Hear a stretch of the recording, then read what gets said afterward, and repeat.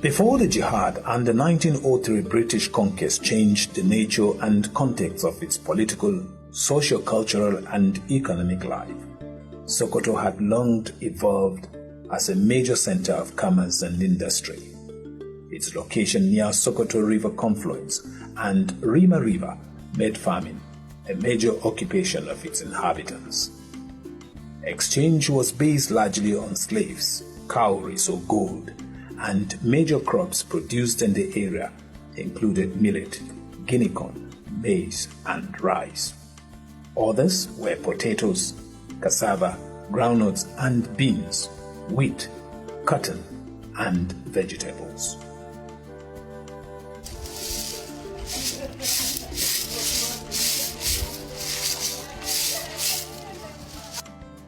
Historians say the present location of Sokoto was the home of many empires and kingdoms of the pre-colonial Western Sudan. But following the British conquest in 1903, every component of the kingdoms and empires came under the colonial influence, and the seat of the caliphate was moved permanently to Sokoto.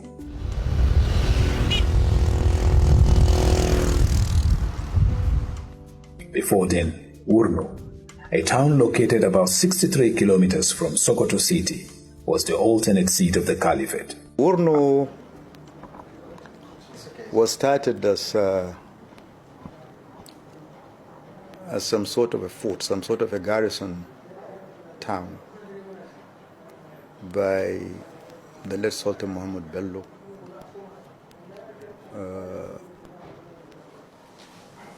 There is a lot of controversy in later days as to which year it was established.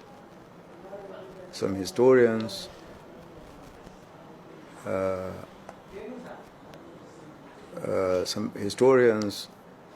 think there is about 3 datings.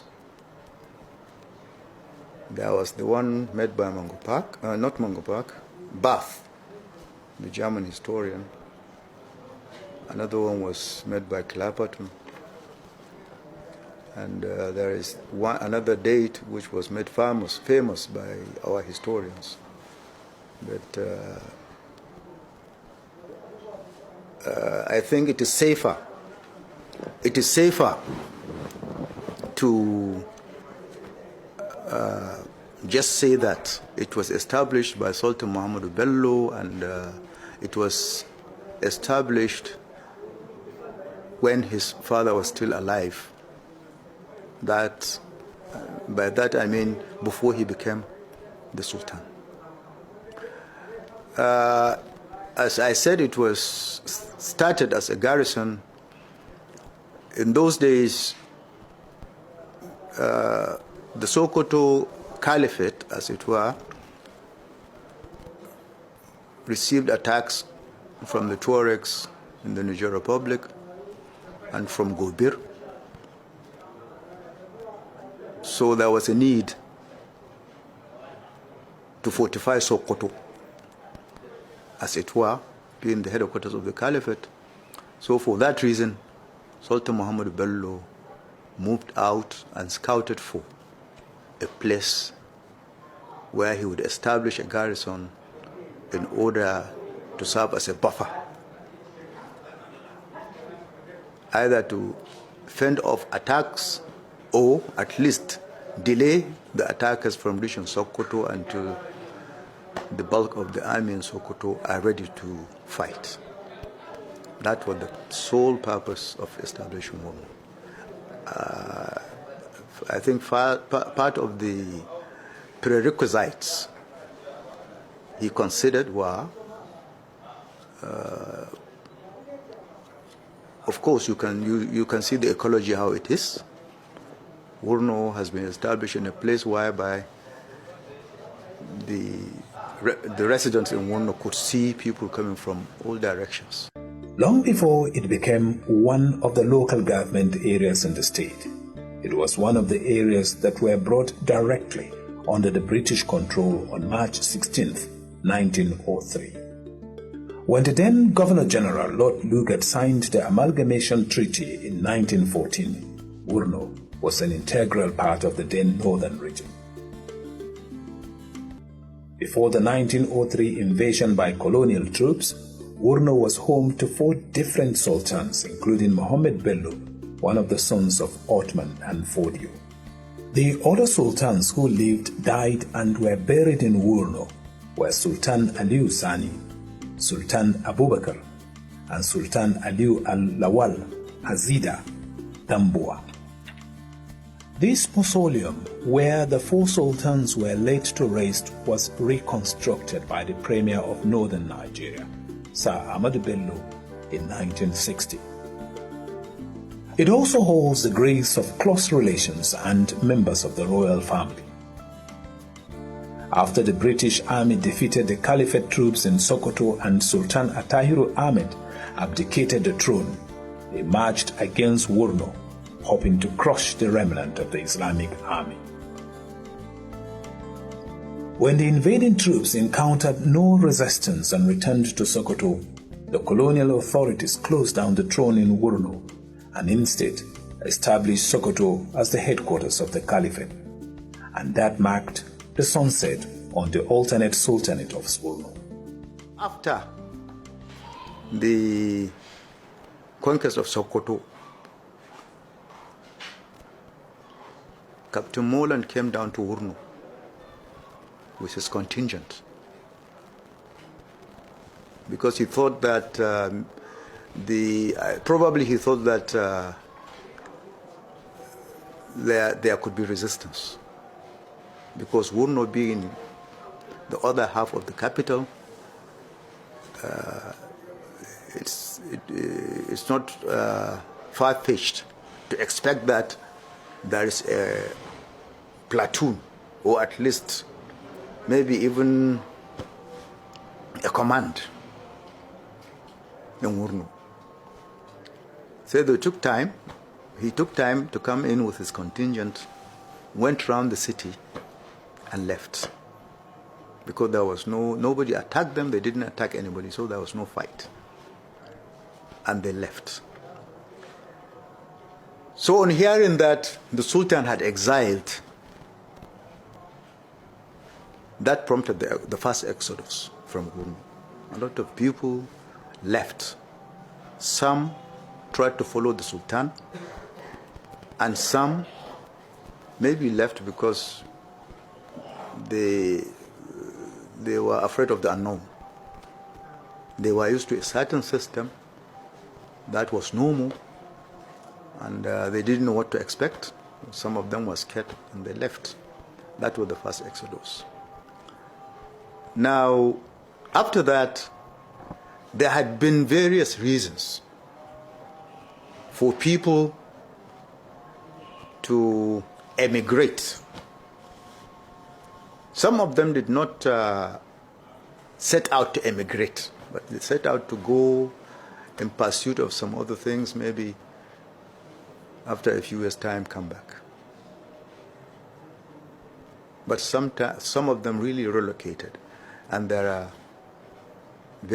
so many reasons why such things happened. Sometimes it was economic, sometimes it was political. Because for example, after the advent of the Europeans here, after they set up, there was forceful conscription of the army. And a lot of people left. On the streets of this same town walked a man whose name didn't ring a bell.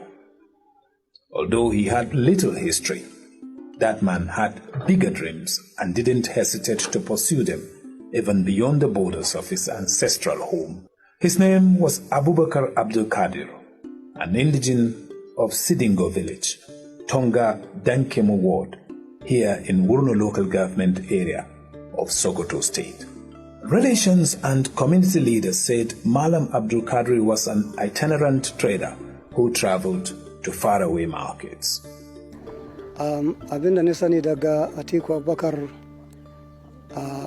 asalin dai kakanni ne daga nan suka tashi Sidingo, saboda kakanninmu sun gaya mana cewa nan kakanninsu suka tashi. Akwai su Malam Basharu, akwai su Abdulkadir da sauran 'yan uwana da ya zanko da ni tashi ban same su nan ba, amma dai na ji kakanninmu suna zancen su.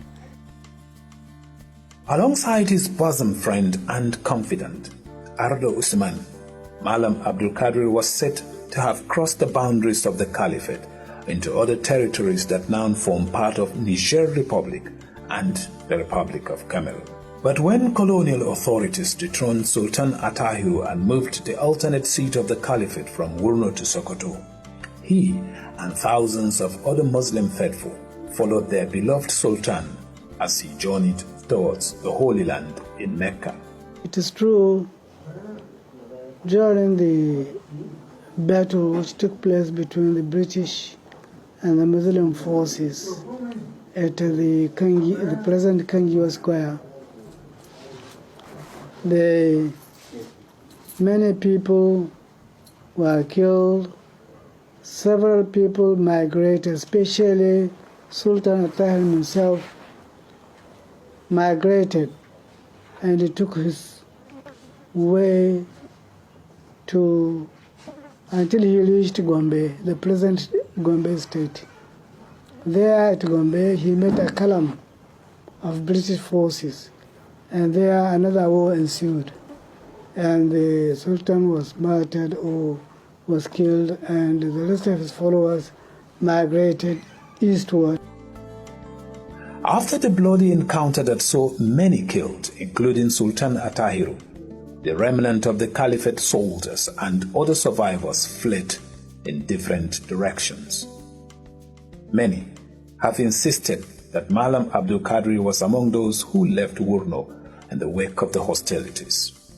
His next known location after he left Wurno was Jada, a quiet settlement which is approximately 900 kilometers from Wurno. Jada was at the time administered by the United Nations.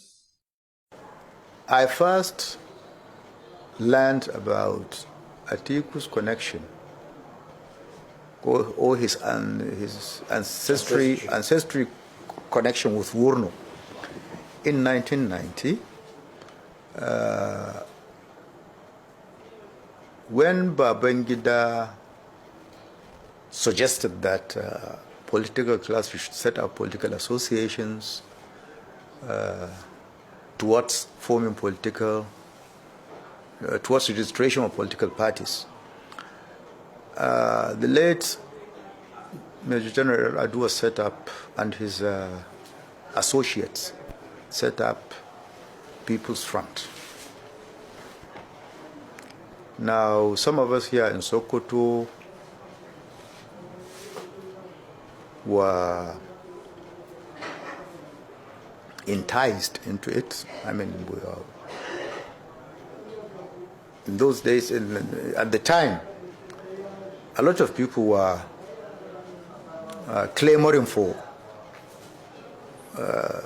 democracy, and so we thought maybe we could chip in and do a bit to realize that. So I actually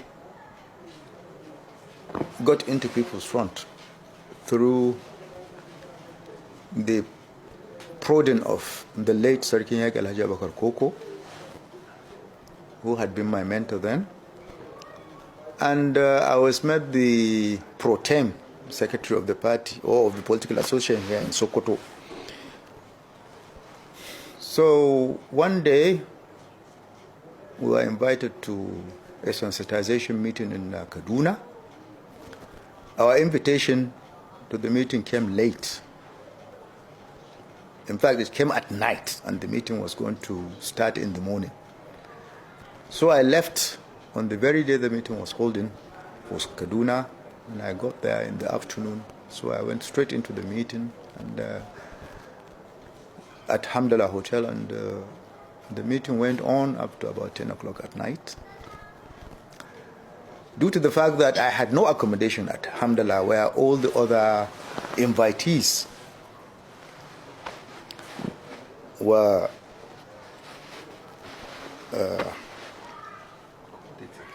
accommodated, I confronted Babagana Kingibe, Ambassador Babagana Kingibe, as Babagana Kingibe was then the coordinator of People's Front. So I accosted him and said, look, I came late, so I don't have an accommodation. So he said, no problem, follow me. Let's go to the guest house. We'll find a room for her there. So that was the privilege I had, which led to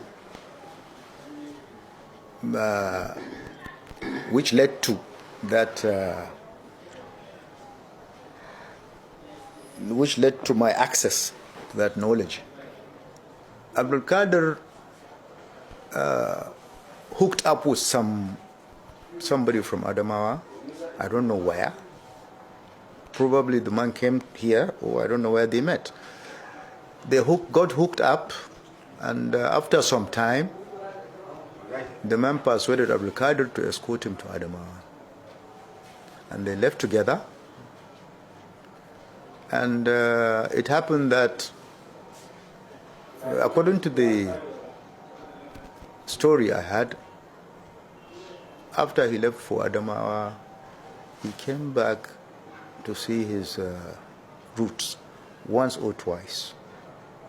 After then, no more contacts. That legendary exodus would later open a new chapter, not only for Malam Abdul Qadri and his family, but also the people of his newfound home in Jada.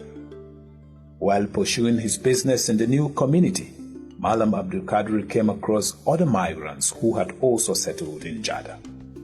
80-year-old Bala Muhammad Barungu, a resident of Jada whose parents migrated to the area from Kano, said Malam Abdul Qadri was married to Yapatu, who was a sister to his grandmother.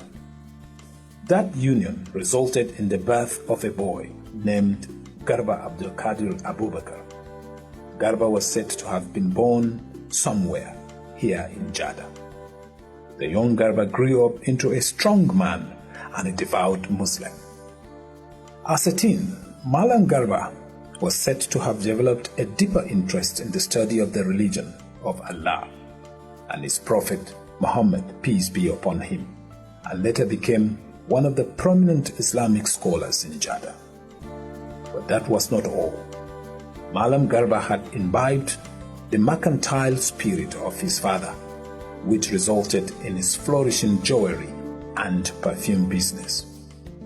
One of his surviving childhood friends, Umar Mukhtar, and a close relation to his paternal grandmother, Bala Muhammad Barungu, said Malam Garba's business took him to places like Kojoli, Ganye, and other communities.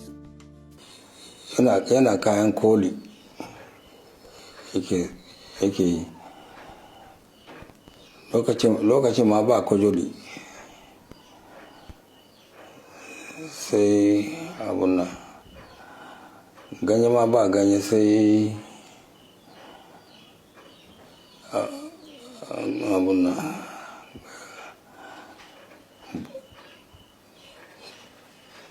buwangar ba ganye, ya ci kasuwan buwangar, ya je ci kasuwan Tola, ya dawo sai ma barwa ma fara. Turan litinin kuma suna nan garin, suna zage Tongo, Buwangal,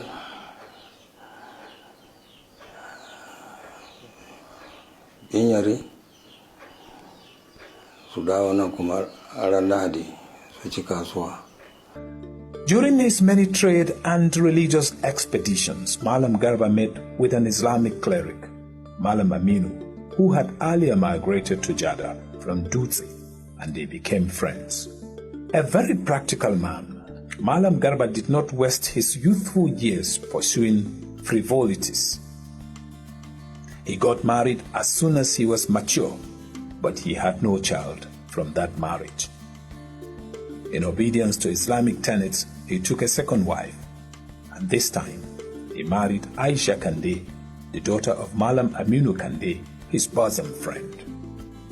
Aisha, said to be the granddaughter of Inua Dutse, was born in Gidan Malami quarters in present-day Dutse, Jigawa State. It was shortly after she was born that her father, Malam Aminu Kande, was said to have migrated from Dutse to Jada in search of a new life and fresh opportunities.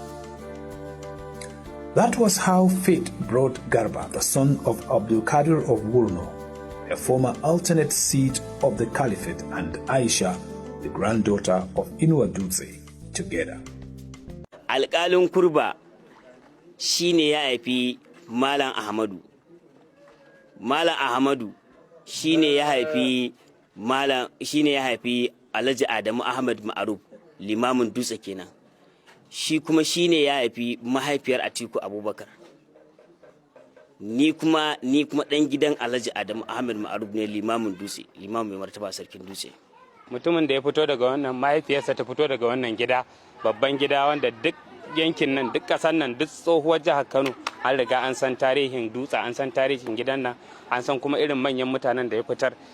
Sannan kuma in an koma wancan gefen an ji yadda yan uwansa suka bayani na wajen uba, a zo a ce shi ba origin bane na wannan wani abu ne kawai na son zuciya da kuma watakila rashin tunani da kuma wato bata suna irin na harkokin wato siyasa a fahimtar mu. Amma dai maganan a ce babu, idan za su zo su yi proving yadda muka yi proving, su ma su zo su tabbatar cewa shi ba abu nan, sai su kawo wani kuma daban, wata dangantaka tasa daban ba da wanda muka sani yanzu. Amma wannan shine abin da muke proving ga familinsa, kowa ya ji ya gani, an gan mu, an ji abin da muka faɗa. So magana a ce ba a san tarihinsa ba ko ba a san daga ina ya fito ba, wannan is a false statement. Ya kamata a gyara wannan, a ɗau abin da yake gaskiya.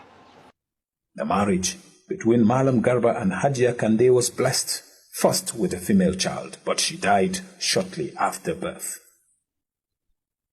On November 26, 1946, Hajia Kande gave birth to another child, and this time a boy, and he was named after his great-grandfather, based on age-long Fulani culture. Abdulkadir da ya zo anan ya auri iya fatu, ya haifi Garba. Ya fatu nan kuma yar gatumanmu ne. Ya haifi Garba kuma ya haifi Atiku. Garba ya auri binta aura Hausa na basu shirya ba. Da basu shirya ba sai ya ce babanmu to yanzu yana sai ya nema masa mace, sai babanmu ya tashi ya je samu Adamu Dutse ga Dawur can kusa da asibitin nan gidan yake kusa da gidan Alhaji Yaku. Ya ce na zo ka bani yar kan nan ina so in ba ɗana Garba. Ya ce mamman bismillah na ba ka je ka bashi. Sai aka yi auren din. Shi auren binta ma'ana aka yi, sun rabu din, ita Kande ma'ana a gida aka yi. Ga shashin anan a wannan gefe. To ana damuna, ka san da gini tabo ba bulok irin wannan ba, sai daki ya rushe kuma ta samu juna, ta yi ciki. To sai da daki ya rushe sai mai da gidan kawo mu can inda aka nuna muku nan. To a can ya je ciki ya girma, ta aifi ya mace da farko ba rai, sai ta sake samun ciki sannan ta haifi Atiku. Asara min do be dañi mo do mawni haw jangi makaranta mako primary jada do jangi be hamma min Usmanu be jangidi hado bo be warini be remnidi be jangidi be hoyi on dada mako dilli wala don be wacci mo ha dada min hado dada min mawni ni mo ha wadi o jangi primary do, daga primary on shikenan o dilli. But who is that child? That is the son of the Caliphate and former Vice President of the Federal Republic of Nigeria, Alhaji Atiku Abubakar.